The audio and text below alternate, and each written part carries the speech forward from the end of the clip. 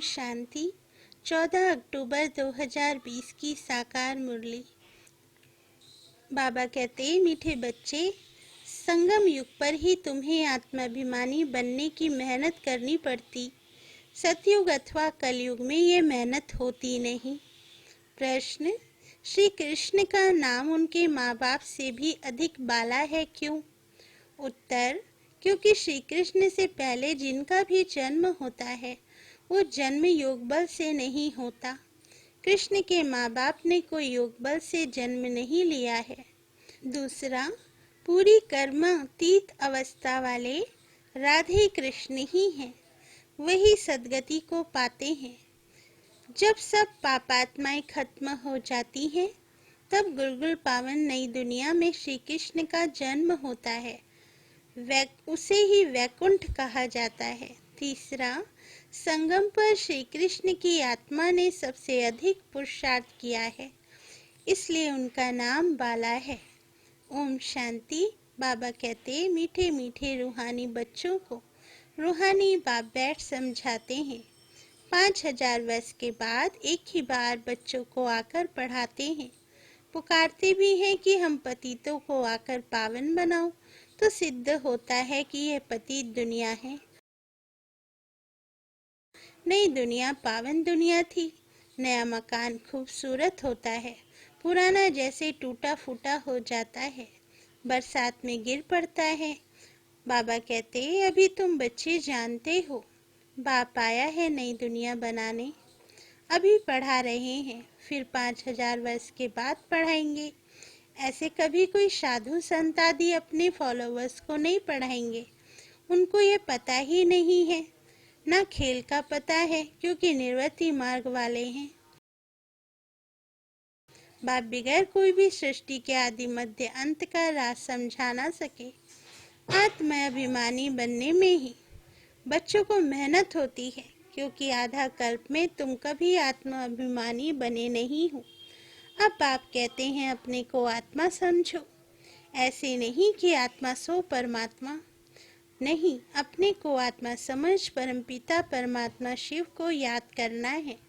याद की यात्रा मुख्य है, जिससे ही तुम पति से पावन बनते हो। इसमें कोई स्थूल बात नहीं, कोई नाक का नादी नहीं बंद करना है। मूल बात है अपने को आत्मा समझ बाप को याद करना। तुम आधा कब से हिरे हुए हो देह अभिमान में रहने के।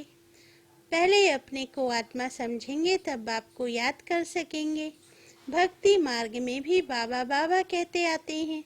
बच्चे जानते हैं सतयुग में एक ही लौकिक बाप है, वहाँ पारलौकिक बाप को याद नहीं करते हैं, क्योंकि सुख है। भक्ति मार्ग में फिर दो बाप बन जाते हैं, लौकिक और पारलौकिक। दुख में सब पारलौकिक बाप को याद करते हैं। सतयुग में भक्ति होती नहीं, वहाँ तो है ही ज्ञान की प्रारब्ध। ऐसे नहीं कि ज्ञान रहता है, इस समय के ज्ञान की प्रारब्ध मिलती है। बाप तो एक ही बार आते हैं। आधा कल बेहद के बाप का सुख का वर्षा रहता है, फिर लौकिक बाप से अल्पकाल का वर्षा मिलता है। यह मनुष्य नहीं समझा सकते। यह है नई बात। 5000 वर्ष में संगम पर एक ही बार बाप आते हैं, जबकि कलयुग अंत सतयुग आदि का संगम होता है, तभी बाप आते हैं नई दुनिया फिर से स्थापन करने। नई दुनिया में लक्ष्मी नारायण का राज्य था, फिर त्रेता में राम राज्य था। बाकी देवताओं आदि के जो इतने चित्र बनाए हैं, वह सब है भक्ति मार्ग की सामग्री। बाप कहते हैं इन सबको भूल जाओ, अभी अपने घर को और नई दुनिया को याद करो। ज्ञान मार्ग है समझ का मार्ग, जिससे तुम 21 जन्म समझदार बन जाते हो। कोई दुख नहीं रहता। सतयुग में कभी कोई ऐसे नहीं कहेंगे कि हमको शांति चाहिए। कहा जाता है ना, मांगने से मरना भला। बाप तुमको ऐसा साहूकार बना देते हैं, जो देवताओं को भगवान से कोई चीज मांगने की दरकार नहीं रहती। यहाँ तो दुआ मांगते हैं ना। पोप आदि आते हैं तो कितनी दुआ लेने जाते हैं। पोप कितनों की शादियां कराते हैं, बाबा तो यह काम नहीं करते।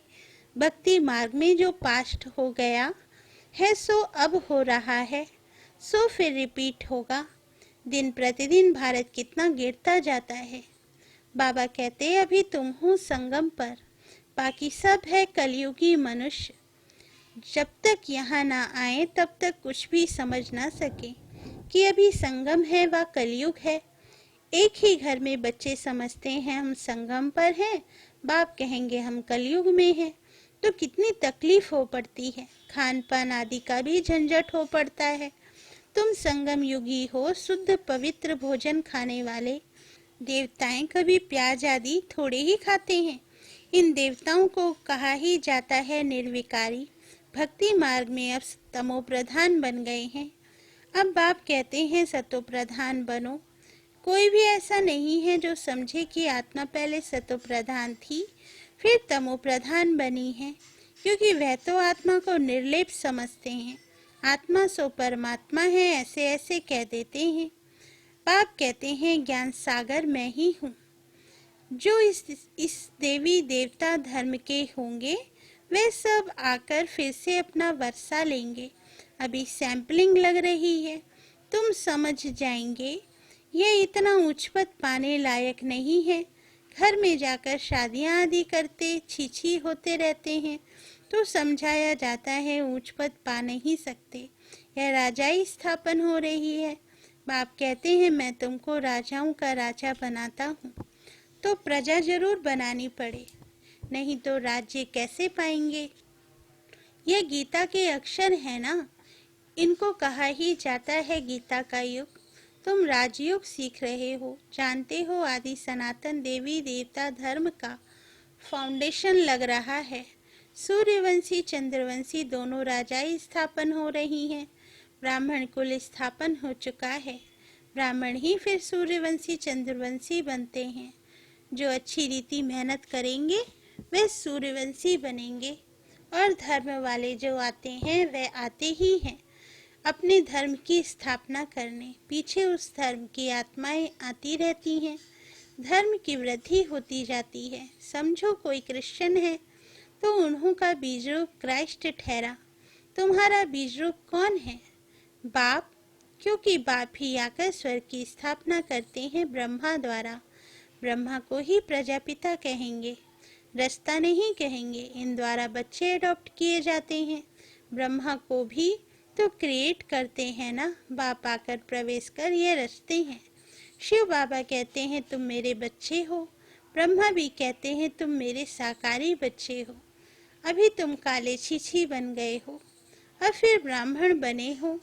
इस संगम पर ही तुम पुरुषोत्तम देवी देवता बनने की मेहनत करते हो। देवताओं को और शूद्रों को कोई मेहनत नहीं करनी पड़ती, तुम ब्राह्मण को मेहनत करनी पड़ती है देवता बनने के लिए। बाप आते ही हैं संगम पर। यह है बहुत छोटा युग, इसलिए इनको लीप युग कहा जाता है। इनको कोई जानते नहीं। बाप को भी मेहनत लगती है, ऐसे नहीं कि झट से नई दुनिया बन जाती है। तुमको देवता बनने में टाइम लगता है। जो अच्छे कर्म करते हैं तो अच्छे कुल में जन्म लेते हैं। अभी तुम नंबर वार पुरुषार्थ अनुसार गुलगुल बन रहे हो, आत्मा ही बनती है। अभी तुम्हारी आत्मा अच्छे कर्म सीख रही है, आत्मा ही अच्छे व बुरे संस्कार ले जाती है। अभी तुम गुलगुल फूल बन अच्छे घर में जन्म लेते रहेंगे। यहाँ जो अच्छा पुरुषार्थ करते हैं तो जरूर अच्छे कुल में जन्म लेते होंगे। नंबरवार तो है ना, जैसे जैसे कर्म करते हैं ऐसा जन्म लेते हैं। जब बुरे कर्म करने वाले बिल्कुल खत्म हो जाते हैं फिर स्वर्ग स्थापन हो जाता है छाट छूट होकर। तमो प्रधान जो भी हैं वे खत्म हो जाते हैं, फिर नए देवताओं का आना शुरू होता है। जब भ्रष्टाचारी सब खत्म हो जाते हैं तब कृष्ण का जन्म होता है। तब तक बदली सदली होती रहती है। जब कोई छीछी नहीं रहेगा तब कृष्ण आएगा, तब तक तुम आते जाते रहेंगे। कृष्ण को रिसीव करने वाले माँ बाप भी पहले से चाहिए ना, फिर सब अच्छे अच्छे रहेंगे, बाकी चले जाएंगे। तभी उसको स्वर्ग कहा जाता है। तुम कृष्ण को रिसीव करने वाले रहेंगे। भल तुम्हारा छीछी जन्म होगा, क्योंकि रावण राज्य है ना, शुद्ध जन्म तो हो ना सके। गुलगुल पवित्र जन्म कृष्ण का ही पहले पहले होता है। उसके बाद नई दुनिया वैकुंठ कहा जाता है। कृष्ण बिल्कुल गुलगुल नई दुनिया में आएंगे। रावण संप्रदाय बिल्कुल खत्म हो जाएगी। कृष्ण का नाम उनके माँ बाप से ही बहुत बाला है। कृष्ण के माँ बाप का नाम इतना बाला नहीं है। कृष्ण से पहले जिनका जन्म होता है वो योगबल से जन्म नहीं कहेंगे। ऐसे नहीं, कृष्ण के माँ बाप ने योगबल से जन्म लिया है। नहीं, अगर ऐसा होता तो उन्हों का भी नाम बाला होता।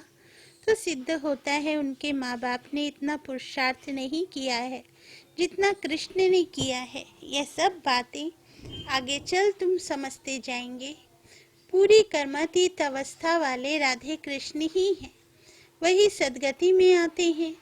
पाप आत्माएं सब खत्म हो जाती हैं, तब उन्हों का जन्म होता है। फिर कहेंगे पावन दुनिया। इसलिए कृष्ण का नाम बाला है, माँ बाप का इतना नहीं। बाबा कहते आगे चल तुमको बहुत साक्षात्कार होंगे। टाइम तो पड़ा है, तुम किसको भी समझा सकते हो। हम यह बनने के लिए पढ़ रहे हैं। विश्व में इनका राज्य विस्थापन हो रहा है। हमारे लिए तो नई दुनिया चाहिए। अभी तुमको दैवी संप्रदाय नहीं कहेंगे, तुम हो ब्राह्मण संप्रदाय। देवता बनने वाले हो, दैवी संप्रदाय बन जाएंगे। फिर तुम्हारी आत्मा और शरीर दोनों स्वच्छ होंगे। अभी तुम संगम युगी पुरुषोत्तम बनने वाले हो। यह सारी मेहनत की बात है। याद से विकर्मा जीत बनना है। तुम खुद कहते हो याद खड़ी खड़ी भूल जाती है। बाबा पिकनिक पर बैठते हैं तो बाबा को ख्याल रहता है हम याद में नहीं रहेंगे तो बाबा क्या कहेंगे। इसलिए बाबा कहते हैं तुम याद में बैठ पिकनिक करो। कर्म करते माशूक को याद करो तो विक्रम विनाश होंगे। इसमें ही मेहनत है। याद से आत्मा पवित्र होगी, अविनाशी ज्ञान धन भी जमा होगा। फिर अगर अपवित्र बन जाते हैं तो सारा ज्ञान बह जाता है। पवित्रता ही मुख्य है। बाप तो अच्छी अच्छी बात ही समझाते हैं। इस सृष्टि के आदि मध्य अंत का ज्ञान और कोई में भी नहीं है। और जो भी सत्संग आदि हैं वे सब हैं भक्ति मार्ग के। बाबा ने समझाया है भक्ति वास्तव में प्रवृत्ति मार्ग वालों को ही करनी है। तुम्हारे में तो कितनी ताकत रहती है, घर बैठे तुमको सुख मिल जाता है। सर्वशक्तिमान बाप से तुम इतनी ताकत लेते हो। सन्यासियों में भी पहले ताकत थी, जंगलों में रहते थे। अभी तो कितने बड़े बड़े फ्लैट बनाकर रहते हैं। अभी वह ताकत नहीं है। जैसे तुम्हारे में भी पहले सुख की ताकत रहती है, फिर गुम हो जाती है। उन्होंने भी पहले शांति की ताकत थी, अब वह ताकत नहीं रही है। आगे तो सच कहते थे कि रचना और रचना को हम नहीं जानते। अभी तो अपने को भगवान शिवोहम कह बैठते हैं। बाप समझाते हैं इस समय सारा झाड़ तमो प्रधान है, इसलिए साधुओं आदि का भी उद्धार करने में आता हूँ। यह दुनिया ही बदलनी है, सब आत्माएं वापिस चली जाएंगी। एक भी नहीं जिसको यह पता हो कि हमारी आत्मा में अविनाशी पाठ भरा हुआ है, जो फिर से रिपीट करेंगे। आत्मा इतनी छोटी है, इनमें अविनाशी पाठ भरा है जो कभी विनाश नहीं होता। इसमें बुद्धि बड़ी अच्छी पवित्र चाहिए। वह तब होगी जब याद की यात्रा में मस्त रहेंगे। मेहनत सिवाय पद थोड़ी ही मिलेगा। इसलिए गाया जाता है चढ़े तो चाके वैकुंठ रस, गिरे तो चकनाचूर। कहाँ ऊँचते ऊँच राजाओं का राजा, डबल सिर ताज कहाँ प्रजा। पढ़ाने वाला तो एक ही है, इसमें समझ बड़ी अच्छी चाहिए। बाबा बार बार समझाते हैं याद की यात्रा है मुख्य। मैं तुमको पढ़ाकर विश्व का मालिक बनाता हूँ तो टीचर गुरु भी होगा। बाप तो है ही टीचरों का टीचर, बापों का बाप। यह तो तुम बच्चे जानते हो, हमारा बाबा बहुत प्यारा है। ऐसे बाप को तो बहुत याद करना है। पढ़ना भी पूरा है। बाप को याद नहीं करेंगे तो पाप नष्ट नहीं होंगे। बाप सभी आत्माओं को साथ ले जाएंगे। बाकी शरीर सब खत्म हो जाएंगे। आत्माएं अपने अपने धर्म के सेक्शन में जाकर निवास करती हैं। अच्छा, मीठे मीठे सिकिलदे बच्चों प्रति माता पिता बाप दादा का याद प्यार और गुड मॉर्निंग। रूहानी बाप की रूहानी बच्चों को नमस्ते। हम रूहानी बच्चों की रूहानी माता पिता बाप दादा को याद प्यार, गुड मॉर्निंग और नमस्ते बाबा, नमस्ते। धारणा के लिए मुख्य सार। फर्स्ट पॉइंट, बुद्धि को पवित्र बनाने के लिए याद की यात्रा में मस्त रहना है। कर्म करते भी एक माशूक याद रहे, तब विकर्मा जीत बनेंगे। सेकंड पॉइंट, इस छोटे से युग में मनुष्य से देवता बनने की मेहनत करनी है। अच्छे कर्मों के अनुसार अच्छे संस्कारों को धारण कर अच्छे कुल में जाना है। वरदान, जहान के नूरबन भक्तों को नजर से निहाल करने वाले दर्शनीय मूर्त भव। वरदान का सार, सारा विश्व आप जहान के आँखों की दृष्टि लेने के लिए इंतजार में है। जब आप जहान के नूर अपनी संपूर्ण स्टेज तक पहुँचेंगे, अर्थात संपूर्णता की आँख खोलेंगे, तब सेकंड में विश्व परिवर्तन होगा। फिर आप दर्शनी मूर्त आत्माएं अपनी नज़र से भक्त आत्माओं को निहाल कर सकेंगी। नज़र से निहाल होने वालों की लंबी क्यू है, इसलिए संपूर्णता की आँख खुली रहे। आँखों का मलना और संकल्पों का खुटका व छुटका खाना बंद करो, तब दर्शनी मूर्त बन सकेंगे। स्लोगन, निर्मल स्वभाव निर्माणता की निशानी है। निर्मल बनो तो सफलता मिलेगी। अच्छा, ओम शांति।